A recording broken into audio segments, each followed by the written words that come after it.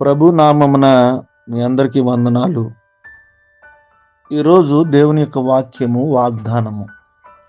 మనము గ్రహింపలేని గొప్ప కార్యములను ఆయన చేయును. ఏబు గ్రంథం 37 అధ్యాయం 5వ వచనం.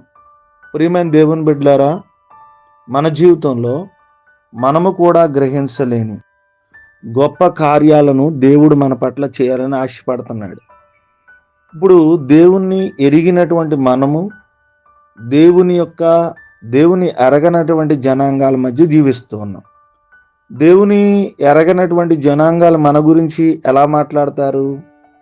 వారి జీవితంలో ఇక ఏమి ఆశీర్వదించబడలే, వారి జీవితంలో ఈ కార్యాలు జరగలే, ఈ పెళ్ళిళ్ళు అవ్వలే, ఈ ఉద్యోగాలు రావులే, గర్భఫలాలు రావులే, వారి జీవితంలో ఇంకా ఇంతే కదా, ఇక వారి జీవితంలో ఏం జరిగిద్ది, వారి జీవితంలో ఈ అప్పులు ఎలా పోతాయి, వారి జీవితంలో ఈ రోగం ఎలా పోద్ది అని అనేక మంది అనేక విషయాలుగా మాట్లాడుతూ మనం వింటూ ఉంటాం.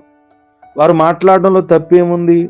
వారు దేవుణ్ణి ఎరగలేదు కదా, వారికి దేవుడు వారికి తెలియదు కదా, వారు మాట్లాడడం తప్పులేదు. బైబిల్ చెబుతుంది, అసలు మనకే అర్థం కాదు ఆయన ఉద్దేశం, మనమే గ్రహించలేం. ఇశ్రాయేలు గ్రహించారా ప్రియమైన దేవుని బిడ్డలారా? ముందు సముద్రం చూడంగానే వారికి అర్థమైందా ఆరణ్యాల మీద వెళతామని? ప్రియమైన దేవుని బిడ్డలారా, ఇశ్రాయేలు ప్రజలు వేగు చూడడానికి వెళ్ళినప్పుడు గ్రహించారా? వారి జీవితంలో చాలాసార్లు గ్రహించలేకపోయారు. నా జీవితంలో కూడా కొన్నిసార్లు గ్రహించలేనప్పటికీ గొప్ప కార్యాలు ఆయన చేస్తారు.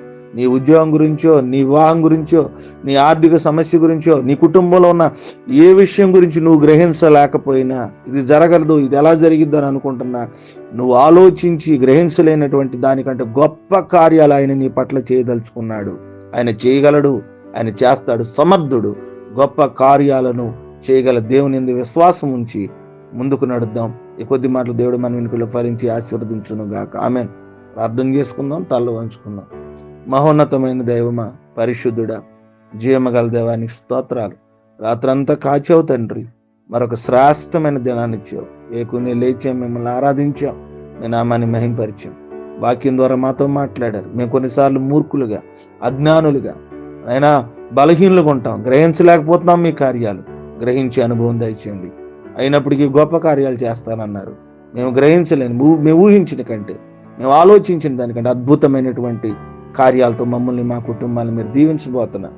అటు విశ్వాసంతో మేము ముందుకెళ్ళే సహాయం చేయండి. వివాహాలు, ఉద్యోగాలు, ఈరోజు జన్మదినం జరుపుకున్న బిడ్డలు, వివాహ దినం జరుపుకున్న బిడ్డలు, పనుల నిమిత్తం, ఏ పనుల నిమిత్తం ప్రయాసపడి దేవుడు నాకు ఈ కార్యం చేయాలని ఆశపడి వెళ్తున్నారో వారికంటే ముందుగా మీరు వెళ్ళి వారి మార్గాలు సరళం చేసి, వారి ప్రతి పనిలో, ప్రతి అవసరతలో, ప్రతి భయములో, ప్రతి అక్కరతలో మీరు తోడుగుండి వారిని, వారి కుటుంబాలను, వారి బిడ్డలను క్షేమకరంగా ఈ భయంకరమైనటువంటి వాతావరణ పరిస్థితుల్లో కృప చూపించి భద్రపరచమని ఈ ప్రార్థన చేస్తున్నాము, నడుచున్నాను తండ్రి.